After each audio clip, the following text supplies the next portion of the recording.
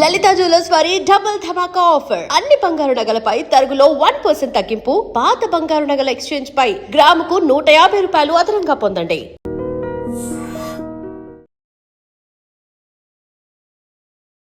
I dream చూస్తున్న ప్రేక్షకులందరికీ నమస్కారం. ఈరోజు మనతో పాటు ప్రముఖ ఆధ్యాత్మికవేత్త, జ్యోతిష్య పండితులు, ఇంటర్నేషనల్ అవార్డు గ్రహీత, శ్రీ విద్యా ఉపాసకులు డాక్టర్ బమిడి సుదర్శన్ శర్మ గారు మనతో పాటు ఉన్నారు. గురుగారితో మాట్లాడదాం. నమస్కారం గురుగారు. నమస్కారం అమ్మా.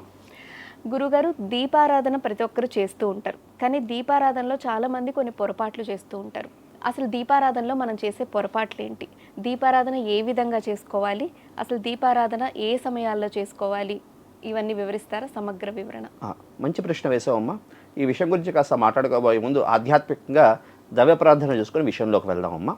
కాళాభ్రాభాం కటాక్షై రలికురభయదాం మౌలిబద్ధేందురేకాం శంఖం చక్రం కృపాణం త్రిశమపి గ్రై రుర్వహంతిం త్రినేత్రాం సింహస్కంధాదిరూఢాం త్రిభువనమఖిలాం తేజసా పూరయంతీం ధ్యాయే దుర్గాం జయాఖ్యాం త్రిదశ పరివృతాం సేవితాం సిద్ధికామయీ.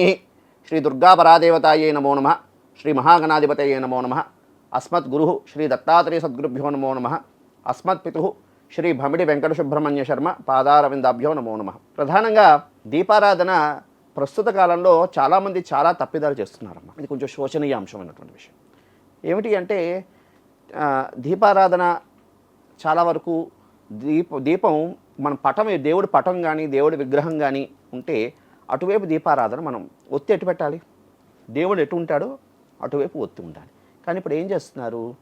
ఎవరు వెలిగిస్తున్నారో వాళ్ళ వైపు ఒత్తి వచ్చినట్టు వెలిగిస్తున్నారు. చాలామంది ఇక్కడ చాలామంది నేను చూస్తున్నాను. మనం ఎక్కడైనా కాస్త పెద్ద పెద్ద సభల్లో కూడా వెళ్తున్నప్పుడు ఇదే తప్పిదాలు జరుగుతున్నాయి. అక్కడ కాస్త ఇబ్బందిగా అవుతుందని చెప్పడం కాస్త కొంత అవకాశం ఉన్నందుకు చెప్తున్నాను, అవకాశం లేని వరకు కాస్త ఇదవుతున్నారు. కానీ చాలా వరకు ఇదే తప్పిదాలు నడుస్తున్నాయి. అయితే ఇదొక విషయం. ఇంకొక విషయం ఏంటి అంటే అసలు మనం దీపారాధన ఎందుకు చేయాలి? అగరబత్తి వెలిగించేస్తే అయిపోతుంది కదా, దీపారాధన ఎందుకు చేయాలి? దీపారాధన చేయడం వల్ల ఏమిటి వస్తుంది అంటే మనకి అజ్ఞానం అనేటువంటి చీకటి, అంటే దీపం జ్యోతి పరబ్రహ్మ, దీపంలోని సాక్షాత్తు అగ్నిస్వరూపమైనటువంటి దేవుణ్ణి మనం చూస్తున్నాం. ప్రత్యక్షంగా దేవుణ్ణి మనం చూడగలమా? దేవుణ్ణి మనం చూడలేం. కానీ దేవుణ్ణి మనం చూస్తున్నాం, ప్రత్యక్షంగా రూపంలో ఉన్నట్టు అగ్నిస్వరూపంగా దేవుణ్ణి మనం చూస్తున్నాం. ఈ దీపారాధన చేయడం వల్ల ఏమిటి అంటే మనలో ఉన్నటువంటి అజ్ఞానం అనే చీకటిని, అజ్ఞానం అనేటువంటి మాయని దూరం చేసుకుంటూ జ్ఞానం వైపు మనం ప్రయాణం చేసే విధానాన్ని దీపారాధన అంటారు. మనం అజ్ఞానం అనే మాయలో ఉన్నామమ్మా. ఈ మాయ నుంచి మాయను జయిస్తూ జ్ఞాన మార్గంలో ప్రయాణం చేసినటువంటి విధానమే దీపారాధన. సింపుల్ విషయం. ఈ దీపారాధన చేయడం వల్ల ఏమిటి వస్తుందంటే అజ్ఞానం అనే చీకటి నుంచి మనం దూరం అయ్యి జ్ఞాన మార్గంలో ప్రయాణం చేస్తున్నాం. ఇదొక విషయం. అయితే ప్రధానంగా ఈ దీపారాధనలో చాలామంది దీపం కొంతమంది ఒక ఒత్తితో వెలిగిస్తారు, కొంతమంది 2 ఒత్తులతో వెలిగిస్తారు, కొంతమంది 3 ఒత్తులతో వెలిగిస్తుంటారు.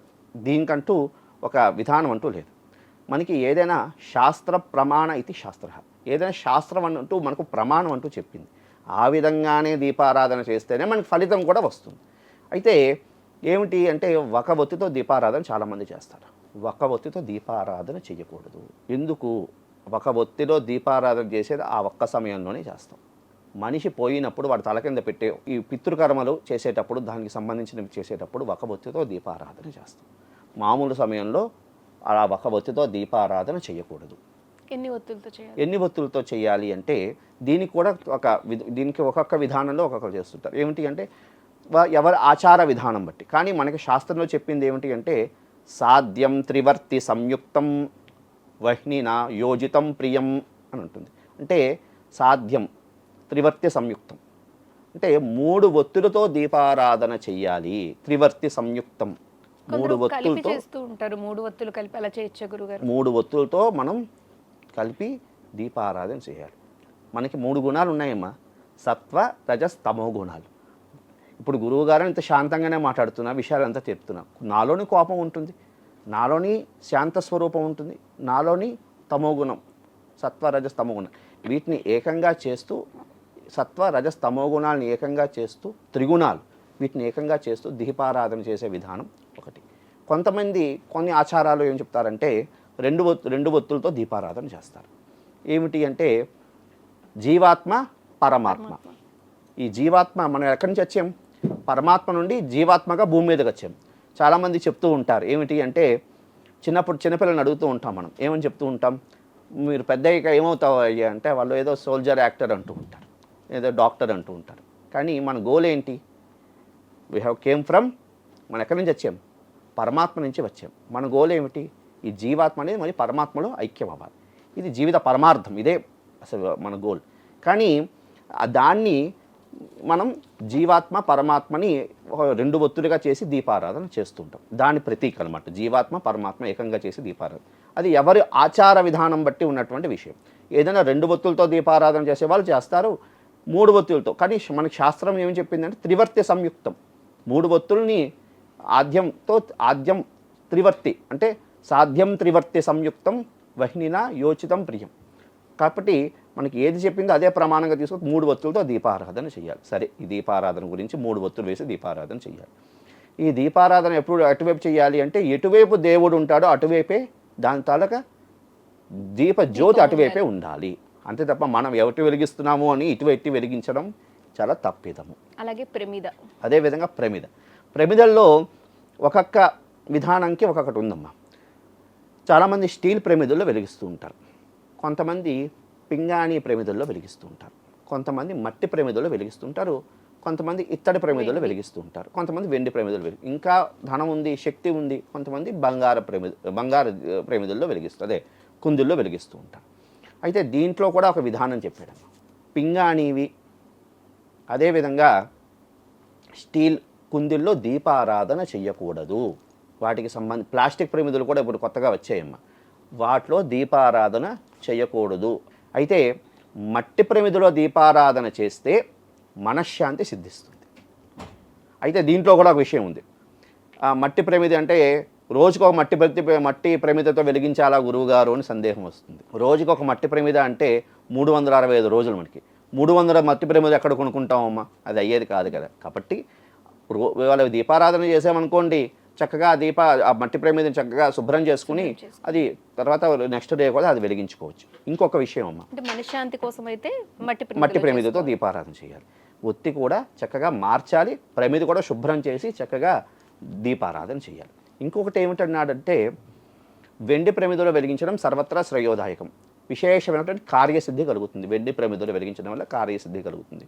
అదేవిధంగా పంచలోహాలతో తయారైనటువంటి కుందులో దీపారాధన చేయడం వల్ల ఐశ్వర్య ప్రాప్తి అని అన్నారు. బంగారం కుందుల్లో వెలిగించడం వల్ల మోక్షం సిద్ధిస్తుంది, ఇంకా విశేషమైన కార్యసిద్ధి కలుగుతుంది. కాబట్టి ఈ విధంగా ప్రమిదల్లో దీపారాధన చేయడం. అయితే దీపారాధనకు సంబంధించి ఏవైనా ఒక కామ్యం మనకి ఏదో కోరిక ఉంది, అది అవ్వాలి అనుకుంటే చక్కగా కొబ్బరి నూనె, అదేవిధంగా నువ్వుల నూనె, అదేవిధంగా దాన్ని ఏమంటారు ఆవ నూనె, లేదు కొబ్బరి నూనె, లేదు నువ్వుల నూనె, విప్ప నూనె, వీటితో దీపారాధన చేస్తే విశేషమైనటువంటి కార్యసిద్ధి, అంటే మన మనసులో ఏమైనా కోరికలు ఉంటే అవి ఖచ్చితంగా నెరవేరుతాయి అని.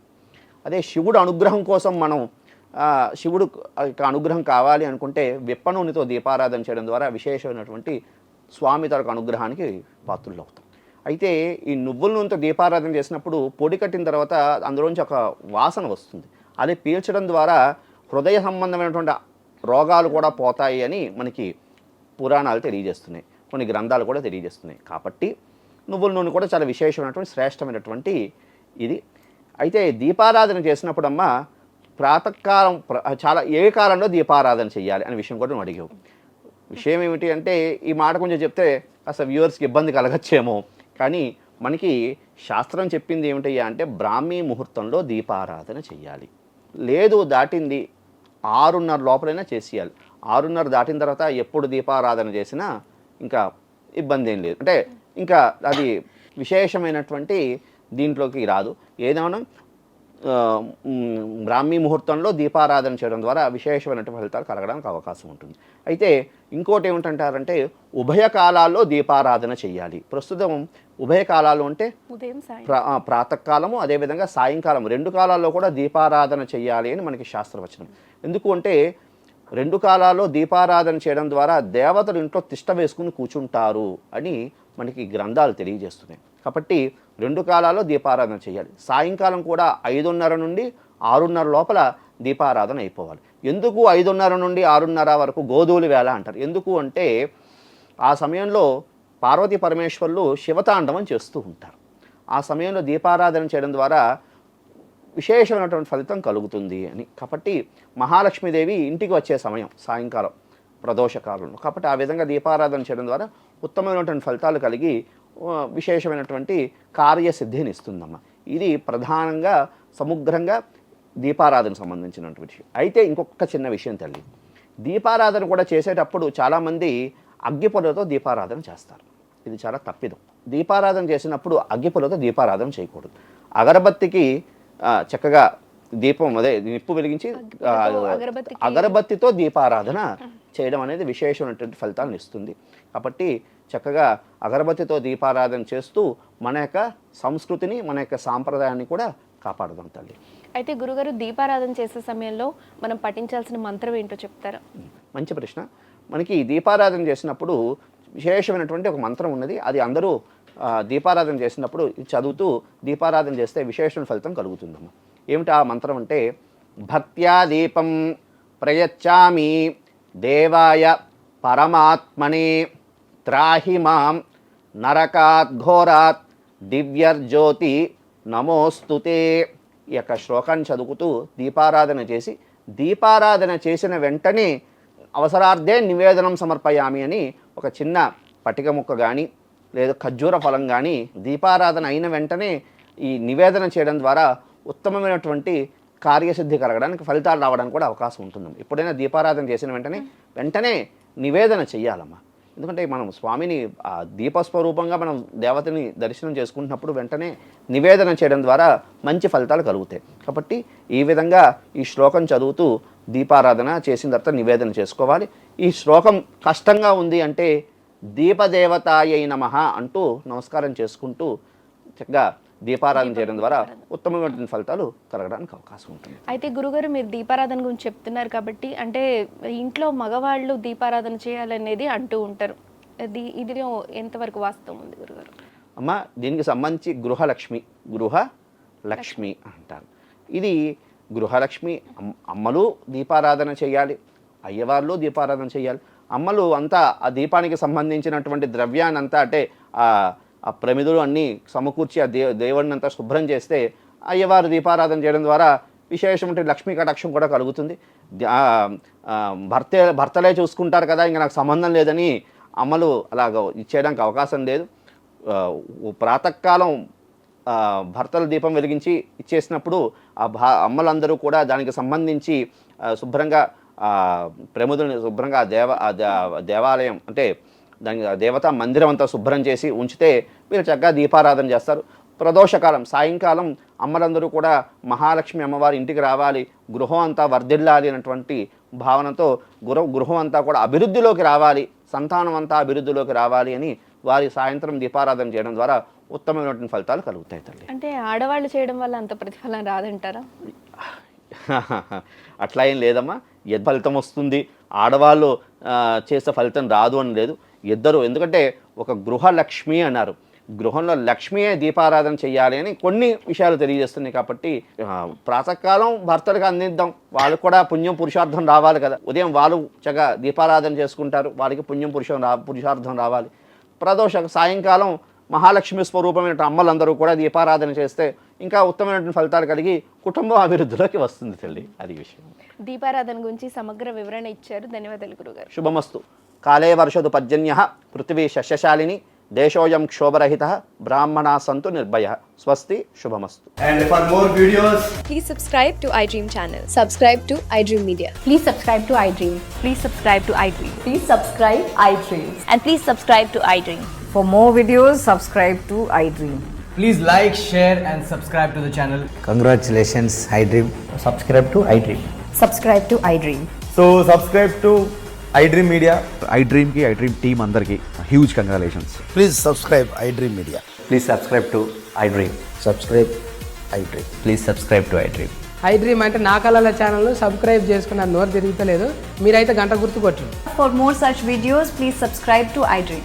Subscribe to iDream. Please subscribe to iDream. Please subscribe iDream Media. Please do subscribe to iDream. Please subscribe to iDream Media. For best entertainment and information, please subscribe iDream. And don't forget to subscribe to iDream.